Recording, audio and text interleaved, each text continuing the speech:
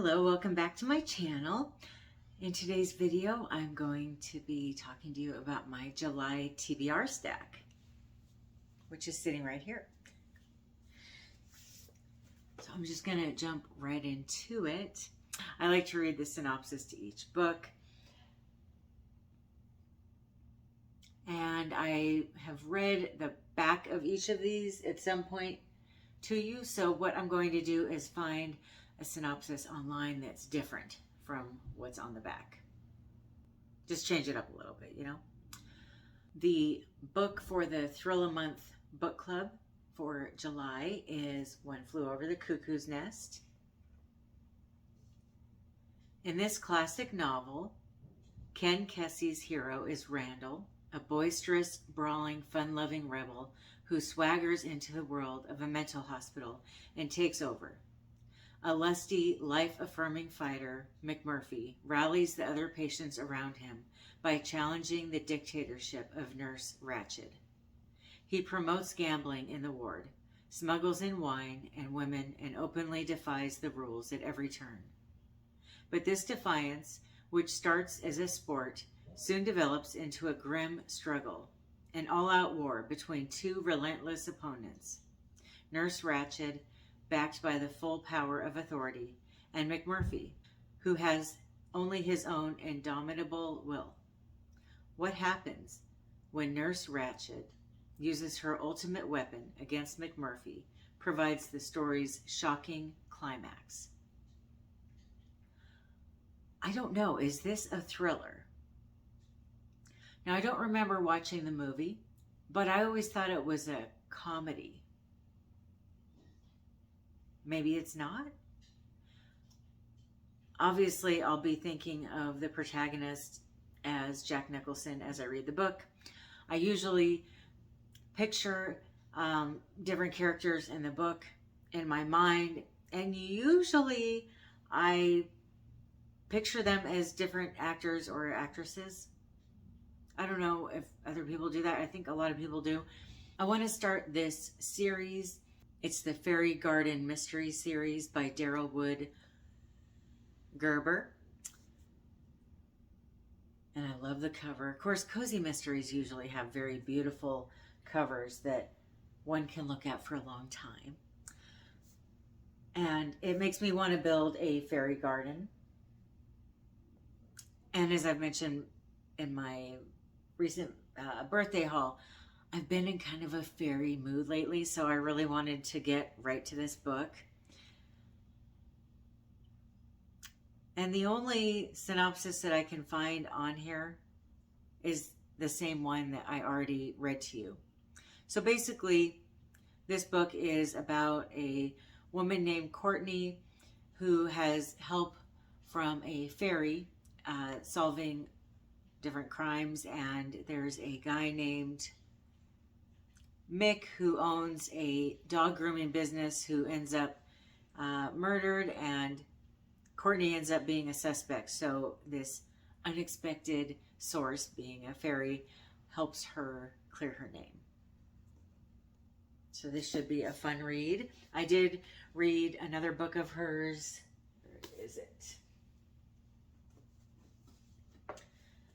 This book here I got as an arc, Simmering with Resentment, and I really enjoyed it. I did give it 5 stars. If you are a cozy mystery fan, I really do recommend this author. So that's why I wanted to start this series from the beginning. I've got high hopes for it. I'm trying to read a classic each month, and the one that I picked for July is The Color Purple by Alice Walker. Look at this cover, right? Isn't that beautiful? And I have not read the book. I have seen the movie. It's one of my favorite movies. My mom and I used to watch it a lot when I was growing up, and well, it always makes me cry. I just think it's such a beautiful movie. So I know I haven't seen the movie in probably 10 years, and part of why I haven't seen it in 10 years is I wanted to read the book, and I'm hoping that this way it'll be a little bit more fresh for me than if I had just seen the movie. So this will be kind of fun reading this book and One Flew Over the Cuckoo's Nest. I can read both books and then watch the movie right after I read them. I love doing that. reading the book and then watching the movie. Dear God, I am 14 years old. I have always been a good girl. Maybe you can give me a sign, letting me know what is happening to me. So begins Alice Walker's touching, complex, and engrossing new novel, the story of two sisters in the harsh, segregated world of the Deep South between the wars. Celie has been raped by the man she calls her father. Her two children are taken away from her. Her beloved young sister, Nettie, has run away. She is given in marriage to Albert to look after his children. She has no one to talk to but God. Until Shug Avery, the singer, the magic woman from Albert's past, re-enters his life. Through her, Celie discovers not the pain of rivalry, but the love and support of women. She rediscovers Nettie and hope, and the color purple becomes a celebration of liberation, joy, and redemption. I'm really excited to read this, if you hadn't noticed. My book of the month selection was You're Invited by Amanda Jayatissa. When Amaya is invited to Kavi's over-the-top wedding in Sri Lanka, she is surprised and a little hurt to hear from her former best friend after so many years of radio silence. But when Amaya learns that the groom is her very own ex-boyfriend, she is consumed by a single thought. She must stop the wedding from happening, no matter the cost. But as the week of wedding celebrations begin, and rumors about Amaya's past begin to swirl, she can't help but feel like she also has a target on her back. When Kavi goes missing and is presumed dead, all evidence points to Amaya. However, nothing is as it seems, as Jayatissa expertly unravels that each wedding guest has their own dark secret and agenda. And Amaya may not be the only one with a plan to keep the bride from getting her happily ever after.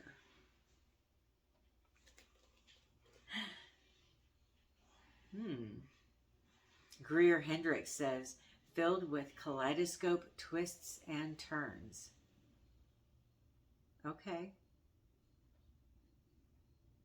My new release selection is Mary, An Awakening of Terror by Nat Cassidy. I cannot wait for this book to arrive. I did do a pre-order of it, so it's not here yet for me to show you. And then the book of the month, they did ship it, but it's not here yet. Okay. Mary is a quiet, middle-aged woman doing her best to blend into the background. Unremarkable, invisible, unknown even to herself. But lately, things have been changing inside Mary. Along with hot flashes and body aches, she can't look in a mirror without passing out. And the voices in her head have been urging her to do unspeakable things. Fired from her job in New York, she moves back to her hometown, hoping to reconnect with her past and inner self. Instead, visions of terrifying, mutilating specters overwhelm her with increasing regularity, and she begins auto-writing strange thoughts and phrases. Mary discovers that these experiences are echoes of an infamous serial killer. Then the killings begin again. Mary's definitely going to find herself. That sounds really fun, doesn't it? I can see reading the full synopsis why it's kind of being compared to American Psycho a little bit. Ungodly. Book Viral says, dark and powerful, it radiates malevolence as Riddick takes his readers on a harrowing journey, underpinned by an intriguing plot, building his fictional setting and characters with a meticulous eye to deliver much more than a trite horror fest. With brisk prose and a notable sense of timing, he blunts the edge of predictability by delivering a host of inspired cliffhanger scenes and opportune surprises that make for a highly imaginative and well-executed narrative. his writing absolutely shining when he depicts his most grisly settings, with each one brought eerily to life with a creeping sense of dread. As I smile. Is there a better time to read a creepy book like this, though, than July? In an earlier video where I got some birthday gifts from my friend viewers Glenn and Millie, that I was going to be reading this book, Night Over Water by Ken Follett, when I went on a business trip with my husband on a plane this month in July. I thought it'd be cool to read it on a plane, but unfortunately his business trip got canceled. So I'm going to be reading it here at home while imagining that I'm on a plane. But it'll still be fun. And I've since heard from a couple people that this book is really good, aside from the two viewers that sent it to me. The opulent interior of the first airliner, the Pan American Clipper, on a transatlantic flight from Southampton, England to New York in war-darkened 1939, is the setting for Follett's high-flying caper, guaranteed to hold the reader in his seat, recalling a time when air travel was an exotic adventure. Master of epic suspense, Follett spins an excruciatingly taut drama on the aerial equivalent of the Orient Express. Parsons Unknown kidnapped the wife of Clipper engineer Eddie Deacon from their home in Maine in order to force Deacon to maneuver an emergency landing in the choppy waters off Bangor. Apparently, the shadowy conspirators plan to remove one of the passengers, an intriguing group who include an FBI agent transporting an extradited mafioso, a Russian princess, a British industrialist chasing his wife and her lover, an American movie star, an Oswald Mosley-like aristocrat turned fascist, his daughter and her lover, a young jewel thief. Details of early aviation firmly established the cast and their era, and a tantalizing mosaic of subplots whisks the reader through a whirlwind of romance and intrigue. Follett soars to a thoroughly satisfying ending with aeronautical precision. This is his best since The Eye of the Needle, Another Tour. Wow. This does sound like quite the ride, though, doesn't it? Now, to anybody watching, and I guess I could look this up, but why look it up? You could tell me if you know. Was this made into a movie? Because it kind of sounds like a movie. Or it sounds like it should be a movie. I'm not saying it sounds like a movie I saw. It just sounds like it should be a movie, right? Because I want to know if it is something that was made into a movie so that I can go watch it after I read it.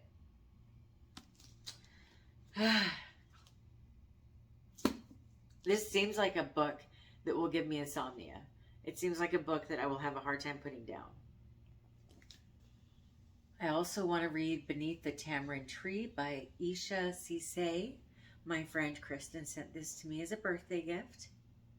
The first definitive account of Boko Haram's abduction of the Chibok schoolgirls, their years in captivity, and why this story still matters, by celebrated international journalist Isha Sesay. The kidnapping of 276 schoolgirls by Boko Haram in 2014 made global headlines. From poor Nigerian families, these girls had defied the odds and pursued an education, but daring to dream resulted in one of the most high-profile abductions in modern history. In this book, we meet Priscilla, who dreamed of becoming a doctor, Saw, who juggled schoolwork with family obligations, Mary, who fought constant homesickness to stay in school, and Dorcas, who planned to be the first in her family to get a college degree. Sesay delves into the inadequate Nigerian government response to the kidnapping, while synthesizing lessons about global national security. She also reminds us of the personal sacrifice required of journalists to bring us the truth at a time of growing mistrust of the media. Beneath the Tamarind Tree is a gripping listen and a story of resilience with a soaring message of hope at its core, reminding us of the ever-present truth that progress for all of us hinges on unleashing the potential of women. And then the last book I want to tell you about is something new that I want to start doing. Every month I usually do, probably 2 to 4 audiobooks, but I never put them on my TBR list or my TBR video. And I wanted to start adding at least one audiobook to my TBR video each month. The one that I plan on reading this month for sure is More Than You'll Ever Know by Gutierrez. In 1985, Dolores Lore Rivera marries Andre Russo in Mexico City, even though she is already married to Fabian Rivera in Laredo, Texas, and they share twin sons. Through her career as an international banker, Lore splits her time between 2 countries and 2 families, until the truth is revealed and one husband is arrested for murdering the other. In 2017, while trawling the internet for the latest, most sensational news reports, struggling true crime writer Cassie Bowman encounters an article detailing that tragic final act. Cassie is immediately enticed by what is not explored. Why would a woman, a mother, risk everything for a secret double marriage? Cassie sees an opportunity. She'll track down Lore and capture the full picture, the choices, the deceptions that led to disaster. But the more time she spends with Lore, the more Cassie questions the facts surrounding the murder itself. Soon, her determination to uncover the truth could threaten to derail Lore's now quiet life and expose the many secrets both women are hiding. Right? I don't know. I mean, we'll see. It sounds like it could be pretty fun.